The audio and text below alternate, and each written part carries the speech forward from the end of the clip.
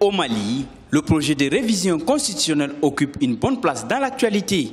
Initialement prévu le 9 juillet 2017, la consultation référendaire a été reportée à une date ultérieure. L'opposition conteste le fait que le président de la Cour constitutionnelle, jusqu'ici nommé par les autres membres de la Cour, soit désormais nommé par le président de la République. Parce qu'elle craint que cela n'accroisse ses pouvoirs, l'opposition ne souhaite en outre pas que le président puisse nommer les tiers des membres du futur Sénat. Depuis une dizaine de jours, des membres de l'opposition, de la majorité présidentielle et de la société civile ont été reçus par le chef de l'État, Ibrahim Boubacar Keïta.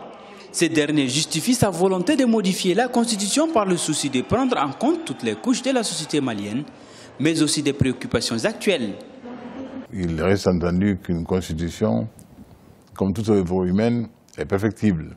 Et les uns ne font rien à l'affaire.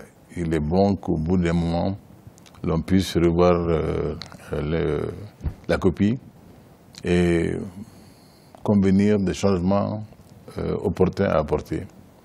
C'est cela qui a motivé ce projet de révision constitutionnelle, qui est de la prérogative du chef de l'État, prérogative qu'il partage avec l'Assemblée. Le président de la République, tout en appelant au respect de l'arrêt de la Cour constitutionnelle, entend mener le processus jusqu'au bout. On dit la loi est dure, mais elle est la loi. De la lex, cela s'applique à tout le monde. Quelle que soit la qualité de celui dont il s'agit.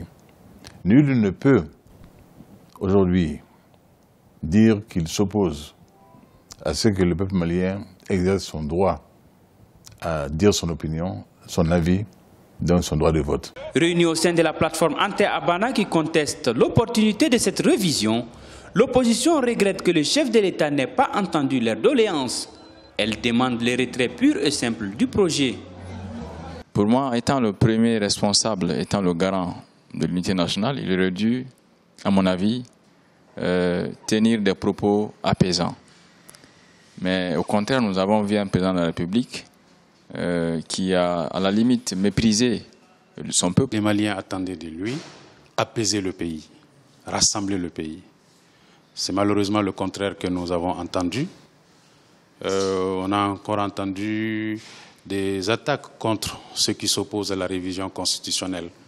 On a entendu les termes de séditieux, d'antinational. Je crois que ce n'est pas cela qui est attendu d'un président de la République, d'un pays.